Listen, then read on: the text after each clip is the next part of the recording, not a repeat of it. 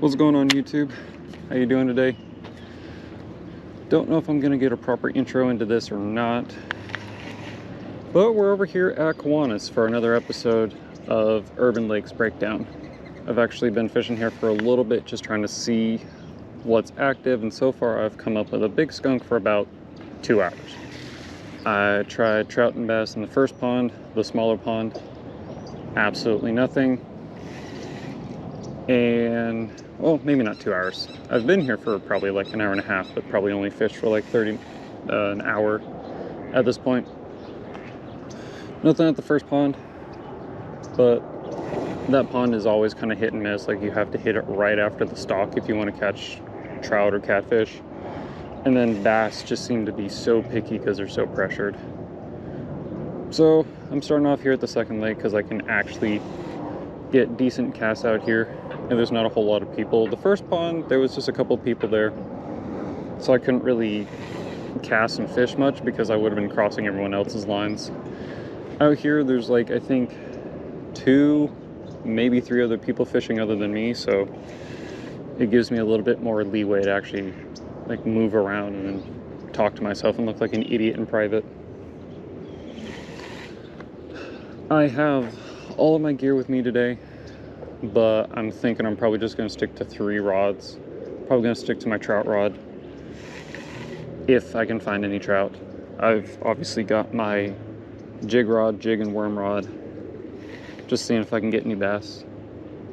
And then I also have my kind of medium class Swimbait rod, so I can do like the HUD 68. I can do glide baits, I can do decent top waters. So kind of stuff to give me an all-around kind of look.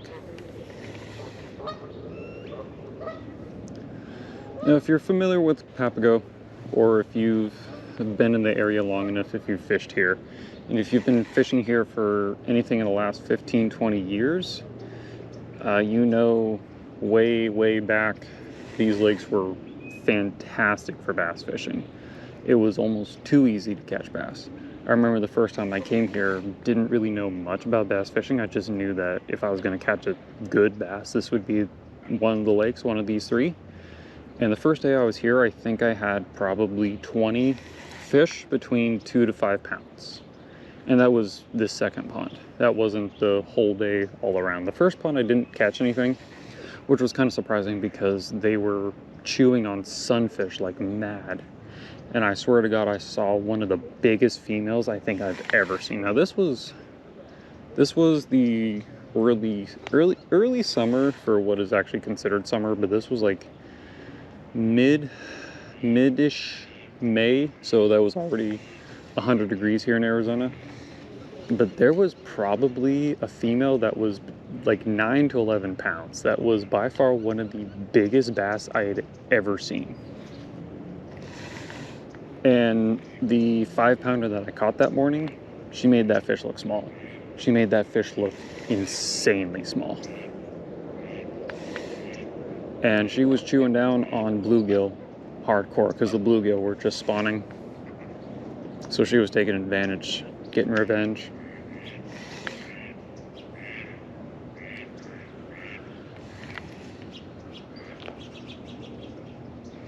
Now, if this wasn't winter, and if it hadn't just been raining for like a week straight, and if we weren't on a significant warming and increasing pressure and an increasing warming trend, fishing conditions would probably be a little bit better. I did not get a chance to come out much during the storms and everything. I was having stomach issues, which unfortunately plagued me all the time. That and just kind of Christmas and all that and everything, and the new year, so it was kind of hard to kind of make time for things as well. But now that the new year and everything's over, I can actually start getting out more often like I want to. Where are you casting? Not very far at all. Okay. So I'll let you guys know how I used to fish the Papago Lakes. Me being very aggressive and a power fisherman, That felt like a bite. That definitely felt like something pulled back.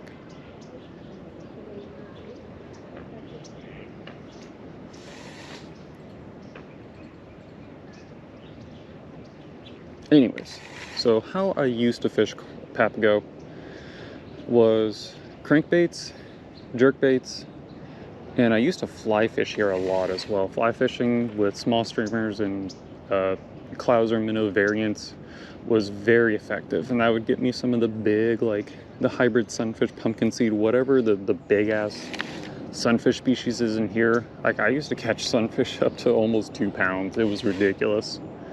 Most of the time they were maybe 3/4 of a pound to a pound, but they would chomp on just about anything. The lakes also have the one of the African cichlid species as well. I forget which one it is, but those ones are also very, very aggressive. In the warmer months when the water is actually conducive for them, they're probably, if not dead, just completely hibernating right now, because they really don't like water temperatures below 70 degrees. But crankbaits and jerkbaits, that's how I used to fish this. Not even square bills either. I would recommend, if you want to throw a crankbait around here, come like the spring and summer months, because there are a lot of rocks along the edges. Square bill would be perfect to just bump off all the rocks. And because the lake has a kind of a steep slope right off the bank, you can actually get away with throwing fairly close to the bank and just dredge either like a 1.5 or a 2.0 square bill. Probably get munched too in like a sunfish or a pumpkin seed kind of color. Worms, I never really had success with worms because I always, and same thing with jigs, Carolina rigs, stuff like that. I never really fished them too much. I used to fish them heavily. Oh, I hate when you get that one loop in your line. I used to fish worms and jigs heavily for other places, but I try to avoid that here so much, because especially for the second pond, out in the middle here, so like where this reed is right here, so you have a bunch of like the green, and then there's just the reed on the point. Out from there in the middle is a ginormous rock cluster. I don't know if it's like concrete slabs, I don't know if it's cinder blocks, I don't know if it's just big rocks, I don't know if there was a tree there, but I would always lose something in there. It didn't matter if it was like trout fishing, it would be Castmasters and power bait. If it was in the summertime, it would be whatever catfish rig I was using, and then whatever bass thing I was using that was on the bottom. Like, I absolutely dreaded fishing here. And the first pond, my dad would lose football head jigs to the point that he just stopped buying them and using them here because there was no point. And also at the time, we didn't really know the lakes very much either. You gotta remember, guys, this was 15, 18 years ago. Some of you weren't even born then.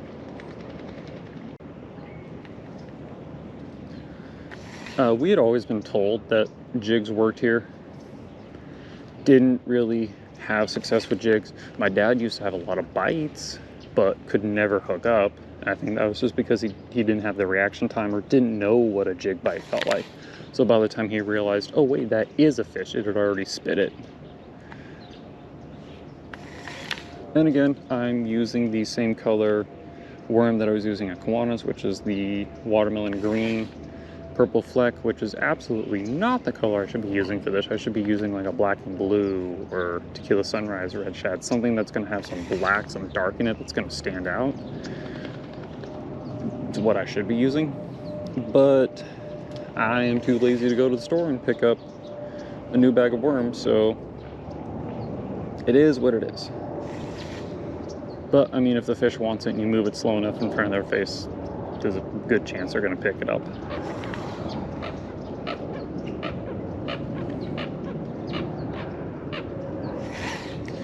If you're a swim bait guy,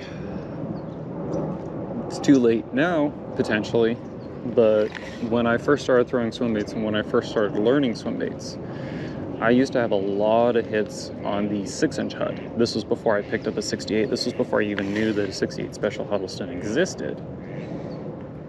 But I would drag a 6-inch Hud on the bottom here, and I did not have, like, I had a rod that was decent for it, but it wasn't what I would have preferred for it. And I missed a lot of fish. Granted, a lot of the fish that I actually saw, because I would have a couple of them that would hold up until the last moment, or they would throw near the bank, or I would see them jump and they would throw it. Those fish were 2 to 3 pounds, which is kind of the average size. So that 2 to 3 pounds is the average size and the average majority of fish that I used to catch here. In the 6-inch Hud, even though they were taking it very well and they were very, very aggressive towards it, I was just having a horrible time trying to set the hook and then keep them pinned. I also think I didn't have a high enough gear ratio for that. I don't know. I was inexperienced with doing that, and I made a lot of mistakes. I know that. But I also used to have a lot of success when the lakes were crystal clear. Now, lately it's been kind of an issue to have the lakes clear for 2 reasons. One, it's the winter time, so for Arizona during the winter we have a lot more rain. And secondly, one of the canals, I believe that's the Crosscut Canal, comes in between here and Evelyn Hallman. By the way, Evelyn Hallman is like literally just a walks down the canal path, so not too far from that either. But the canal drains into the first pond, so the first pond's always dirty, which then all the lakes are connected by waterfall systems. So the first lake feeds the second lake, feeds the third lake, and the water feeding the first lake is canal water, so it's always dirty. Means a lot of times of the year the water for the rest of the lakes is also dirty. During the summer, like late spring and the summer, the second lake usually gets a lot of weed growth, which does clean it up a little bit, but then also makes it almost impossible to fish unless you're fishing like a frog, because then you can hardly cast anywhere. And it becomes really frustrating to fish because you have to fish in and around all the weeds and everything. And then it's usually just also so humid that I give up. I don't think this is the ticket. I also don't think it's this lake either. I'm not quite sure how long this video is going to be. I apologize, the Kiwanis video was a lot longer than I was kind of expecting, but I also didn't want to forget anything or miss anything, and I have a huge tendency to just talk forever.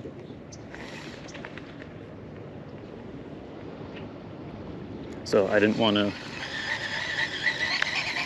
cut anything out that could potentially be important to someone who doesn't fish there or doesn't have success fishing there. Because that's kind of what the purpose of these series are, is not necessarily me catching fish. It's just to help give you guys those little tips and tricks and, you know, maybe a little bit of prior insight that you might not have considered or something that you haven't tried. I really hate how braid backs up on you. That's why I don't fish it. If you're a fly fisherman, give these lakes a good consideration. Some of the times you can have decent access for making a good backcast. A lot of times you don't if there's a lot of people around you, and there's also a lot of trees and structure and things around you. But during the right times of year, you can actually have really good success with, like I said, clousers. I didn't tie a traditional clouser with bucktail and flash and everything. I actually used a material, I don't even know if it still is around, but Sportsman's sold it, and it was a very, and I think it was like the Troutsman series, the Troutman Chronicle series, whatever. It was like the Sportsman's brand, and it was called Poly Marabou. And it moved and felt like marabou, but it was synthetic, and I don't know if there's another name to it. So if someone knows, please put that in the comments, because I would love to know that material is still around and still available, because that's what I used to use. I used to use the like dirty olive color on top of it with like a white underneath, and it would kill, it would destroy. And I would tie them anything from like 1/2 inch up to 2 inches, and depending on how aggressive the fish were, sometimes I'd be stripping it right across the surface and they would come unglued for it, and sometimes I would drag it across the bottom.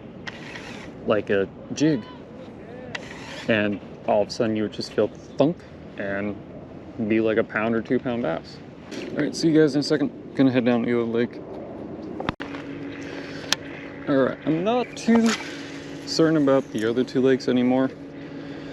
Topwater, like Spooks, used to be really good for them, as well as for this lake. The first lake in the summertime, casting up along the reeds and the tules with a frog sometimes could yield a fish. Sometimes. That water is just so shallow, and the lakes are also prone to summertime drainage. So if you got deep enough water that the fish were comfortable sitting in the tules, you could throw up frogs and have absolutely killer days.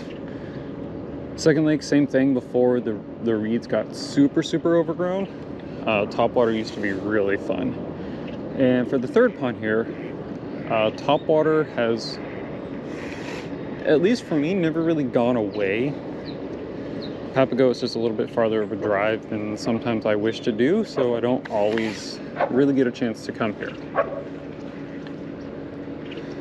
But Spooks, in your kind of, if the water's clear, I like going with like clear bluegill, chartreuse bluegill, and sometimes like a chartreuse shad will work as well, or like a clear shad or clear sexy. That's worked in the past for me, but poppers and Spooks have always been good.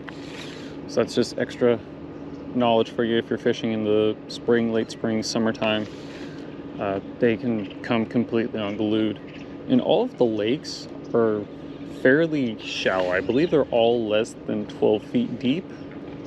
I don't know what the newest urban regulation says on them, but I know all of the lakes are around like 10 foot at their deepest point, which means a lot of the average is going to be between like 6 and 8 feet, which is perfect for topwater because it still is shallow enough that you can get good topwater bites, but they're also deep enough that if the fish kind of want to sit a little bit deeper, they absolutely can. But still, if you have something that makes enough commotion, they will come up and they will destroy it.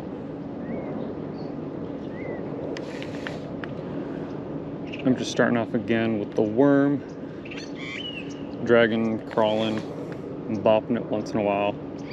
I should probably let this sit a little bit longer, but I don't like fishing slow.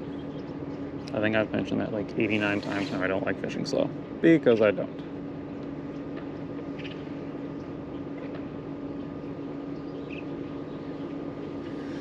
But this lake is a little bit clearer. I'm kind of glad to see that. This is kind of what Papago usually looks like. Gives you like 2 to 3 feet of visibility. Lake usually has a dark coloring to the water, not a muddy coloring, but a dark coloring.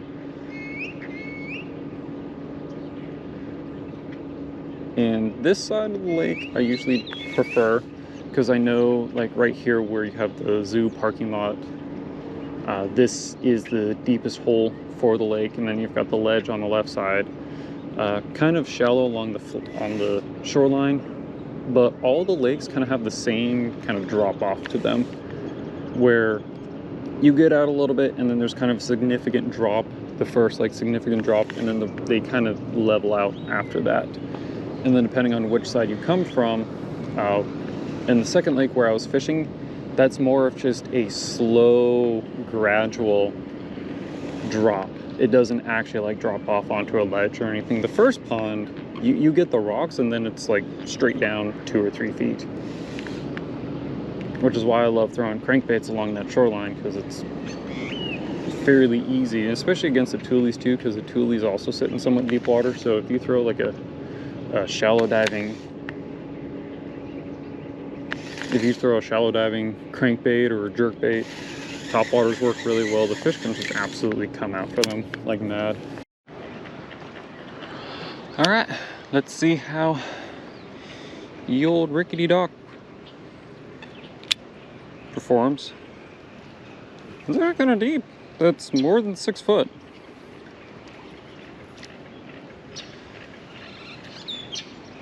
So that should give you an idea right off the bank here. 15 foot is like already 6-7 feet of water, which is, I should have brought the fly rod. This one I should have brought the fly rod for. But trout in these lakes usually like sitting and cruising in anything from like 4 to 8 feet of water, depending on how deep the lake is and how cold the surroundings are. Obviously, if it's more of their preferred temperature, they'll be fine with cruising in 4 or 5 feet of water, however far that is off the bank. It's a little bit warmer, maybe later in the day they'll push out a little bit deeper. That makes sense why I always catch catfish from this side, because it gets deep quick, so they don't have to really be too far off the bank in order to actually feed. Same thing with the bass too.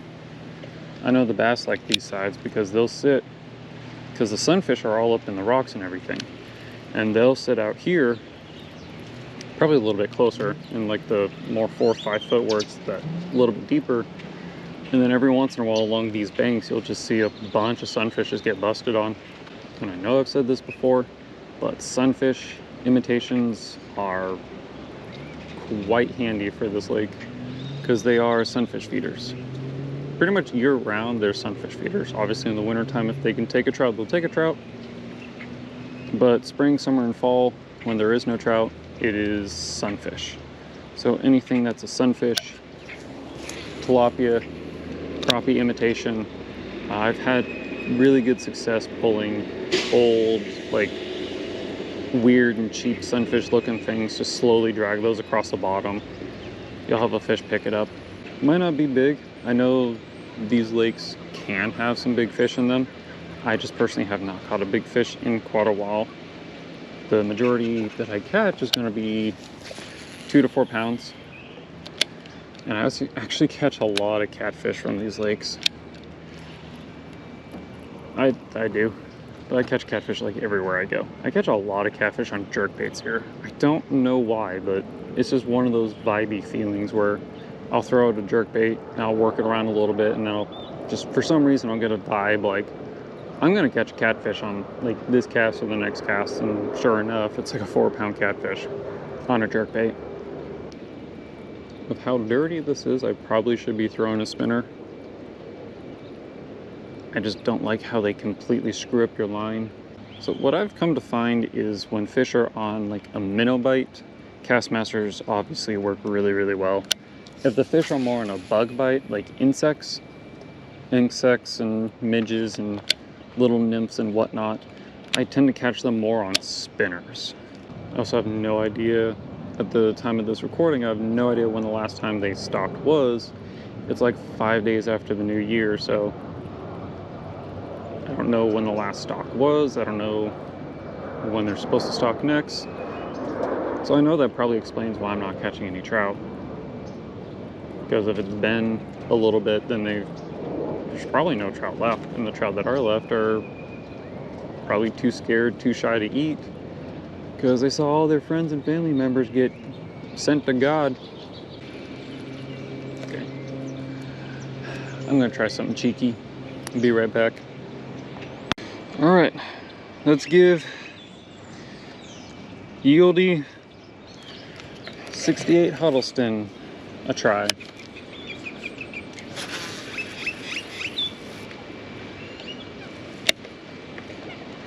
Now, of all the urban lakes that I've fished, here and Red Mountain are like the two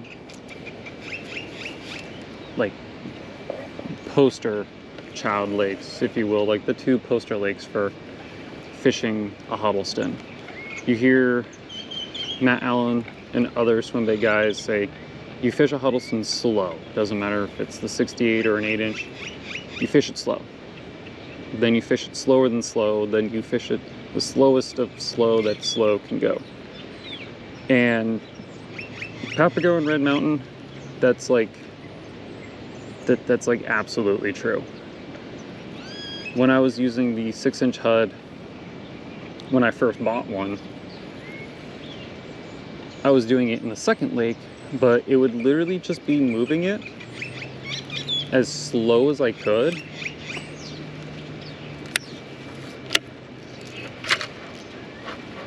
Oh, that's not good.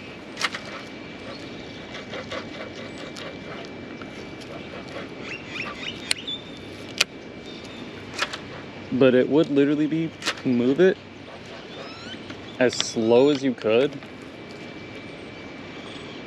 I feel like I'm caught on line or something, because it feels like it's pulling like back ever so slightly. But yeah, just reel it slow, keep it on the bottom, and after a couple casts or 20-30 minutes, you usually get a bite. All right, guys, don't worry, I got it back. We can keep fishing.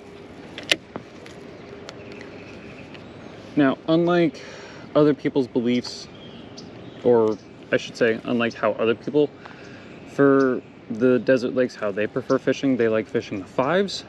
I'm perfectly okay fishing a 5, an ROF 5. Not with the 6-inch or the 68 though. The 6-inch, you have the ROF 5 in the 6-inch and 68, you kind of have a hard problem keeping it in deep water. So like anything deeper than 6 foot, you really have to move that stupid slow. Because if you lift it too much, it's going to rise very quickly. And then you have to wait even longer for it to get back down.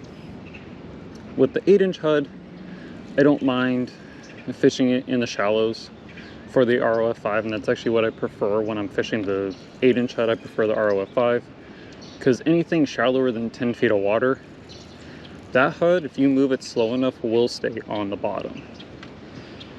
Now, if you want it to be just dead on the bottom, you could throw a 12.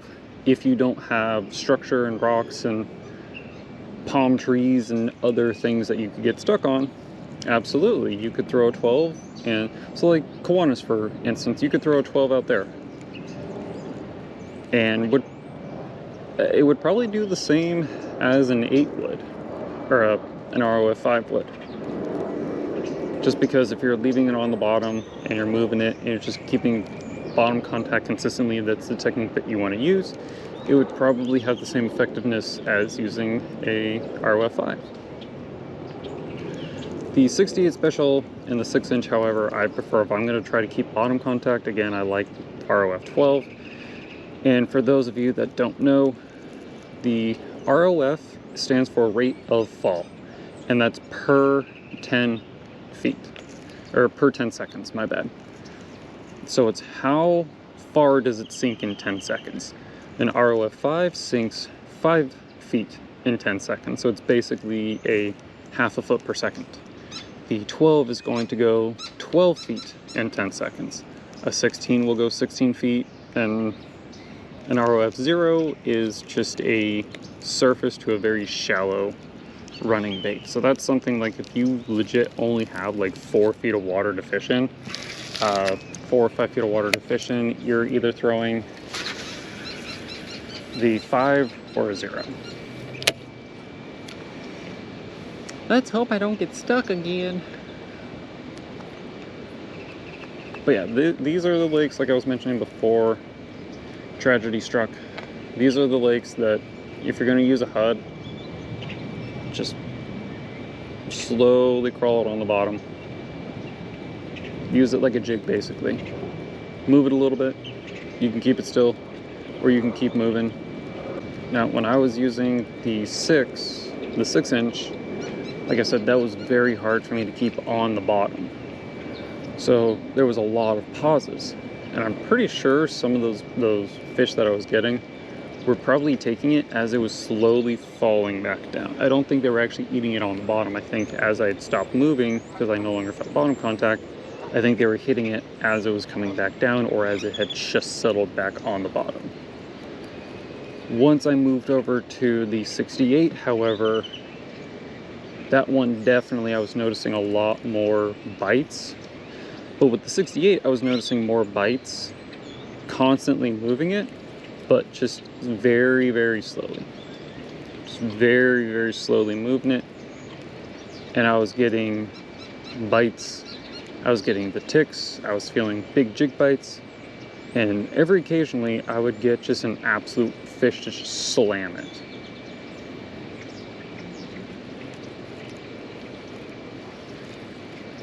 but I had a horrible time trying to hook up because I was still very naive about fishing that way. So I had a lot of bites, didn't have a lot of success to show for it.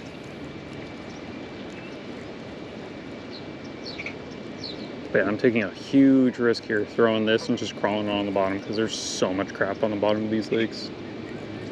There's so much crap. There's trash cans, there's all the rocks and everything that they put in, there's all the palm leaves and the palm fronds and whatever else has been thrown in here. Right, since this is going to be kind of a boring part, let's talk about kitty cats, them whiskered fish. So for the state of Arizona, for the Phoenix Lakes, they stock catfish between mid-March to like mid-June-ish. And that's just for temperature reasons. Between mid-June, July, August, it is just simply too hot to transport fish. The water is too warm to plant fish, even though there are catfish and they're pretty hardy. Some of the water temperatures in the lakes can get up to like 95 degrees. Kiwanis is one of the worst for that, which is why Kiwanis usually gets a bad fish kill during the summertime, because the water peaks at like 90, 92, 95 degrees. And the fish don't have anywhere deep to hide from it. So a lot of them just die from stress of overheating. Papago, I think, can kind of come up with the same thing, especially in the second lake. I've seen quite a few die-offs over the years from the second lake. And again, that's just because that lake will have the weed growth, kind of suffocates the fish out a little bit. And then if you have a lot of fish in such a small area, it can just overstress them. Okay, since there's probably going to be some dead time into this section of the video, I'm just going to go through, like, if you're a catfish fisherman, this is January during the recording of this video, but if you are watching it for just tips on, like, just coming here fishing, if you do like to catfish fish, usually around St. Patrick's Day, so around mid-March is when they're going to do the first catfish stocking. Your traditional baits for that, you know, worms, stink bait, hot dogs, chicken livers, shrimp, those are all good. Shrimp seems to work very well on fresh stockers as well as hot dogs, so keep that in mind. Two tricks that I like to do with the hot dogs. One, I don't microwave them. It just makes them kind of mushy and it doesn't really make them firm. I like to, before I go out fishing, I'll put them in the backyard or the front yard, whichever one has more sunlight, and let the sun just kind of jerky them, right? Just dry them out. Because it doesn't remove the oil, but it does remove the water, so it makes them stick a lot better. Do I sometimes catch less fish than a raw hot dog? Yeah, that can happen, but it stays on when I throw it. So that's a benefit. You can also put like vanilla extract on your hot dogs, or you can put like garlic and onion powder on your hot dogs, or marinate chicken livers like that as well. Those are also two really good tricks. Stink bait, the chicken blood, chicken liver, that's always been my go-to when it comes to stink bait. For this lake, I've heard, for all three of the Papago ponds, I've pretty much heard just cast it. If a fish is close enough, they're going to eat it, and if it's too far after the stock and there's really not a whole lot left, well, you'll know, because you probably won't catch anything. And a heads up, usually the first and second stockings of the catfish season, they start putting in like 6 to 10 pound fish to give anglers like a little bit extra incentive. So keep that in mind. Keep that in mind. Your first fish might be a 10-pound catfish, and that's not a holdover, that's from the stock. There are big catfish that'll hold over, but if it's got a really big fat gut, it's a fresh stocked fish. If it looks like it's more muscular than fat, then it's a holdover. But if it's just a fat fish, it's fat and fed, just coming straight from the hatchery. So keep that in mind. All right, back to the fishing. So if you own a 68 Huddleston, a very good time, if you've not really had too much success throwing it, a very good time of the year to throw it is spring.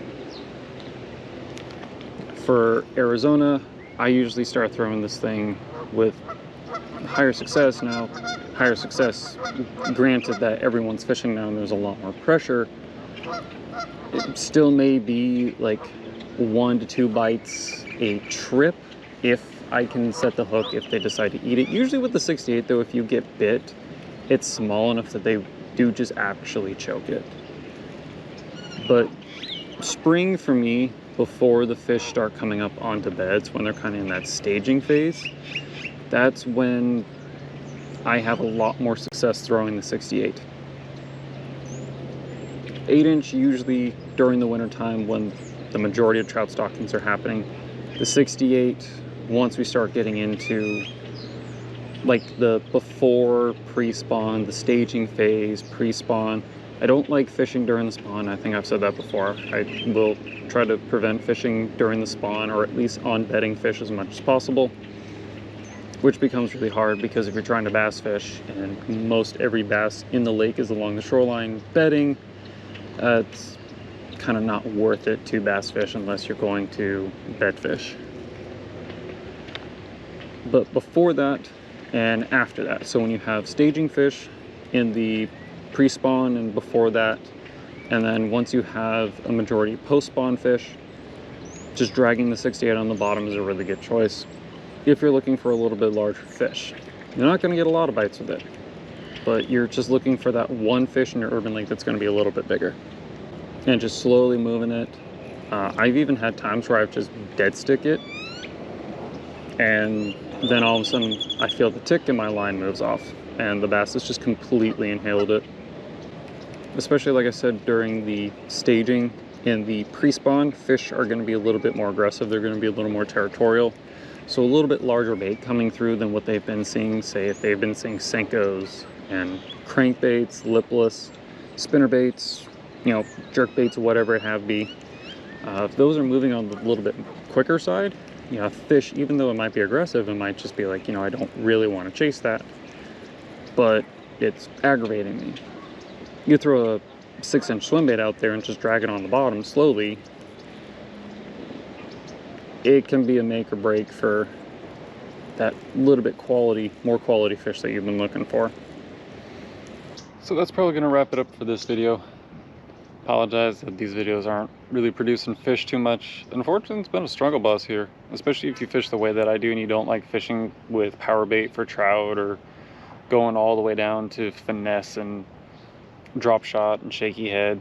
I mean, those catch fish, don't get me wrong, those catch fish. So if that's the kind of fisherman that you are, that's how you like to fish for bass, you're perfectly fine with throwing shaky, finesse, Ned rig, drop shot, anything like that that does work more consistently during the winter time, especially on pressured waters. Go right ahead and do that. And then when the fishing does get a little bit better, just keep in mind some of the things that I've said. Catfish, I mean, that pretty much stands year round, just the baits are what they are. Same thing with trout. Like, I could come out here and fish worms under a bobber, or I could fish with power bait and probably catch a fish or a couple. This is not how I am. I really do prefer to throw lures. I like feeling the aggression of the hit. I like feeling the fish hit it.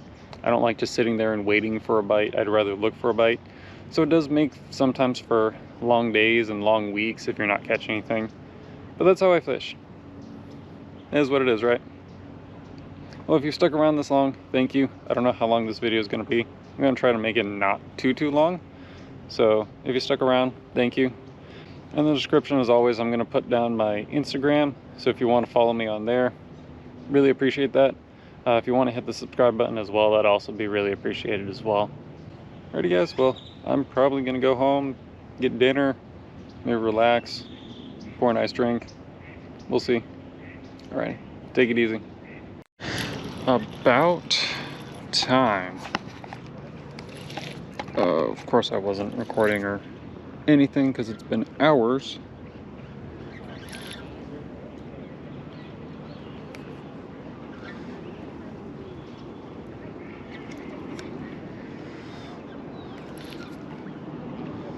But I have a trout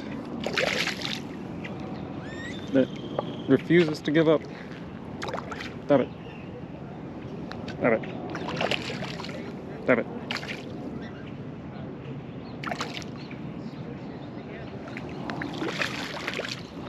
I wish I brought my net.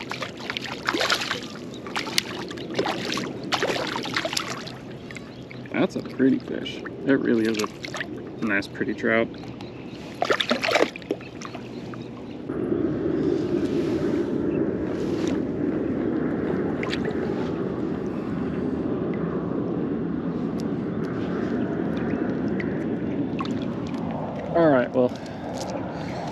It swam off. Oh, that's cool.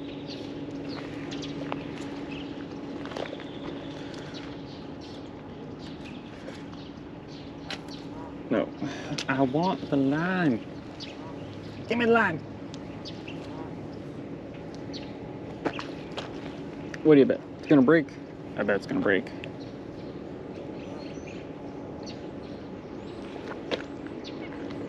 Feels kind of heavy line, so I'm assuming that this was probably either a catfish guy or someone who didn't know how to trout fish.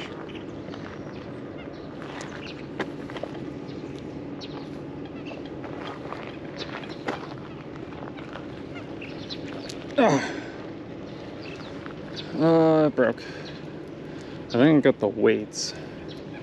I don't think I got whatever hook was on there, but nope, the whole thing broke. All right. And come on, Mr. Huddleston. Come on. Come on now.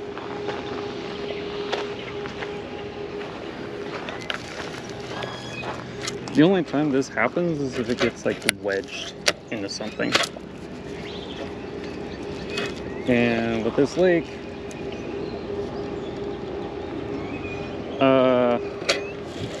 where I caught a palm tree. Please don't be a dead body. Thank God it's not a dead body. I was gonna say, it didn't like totally feel like a rock.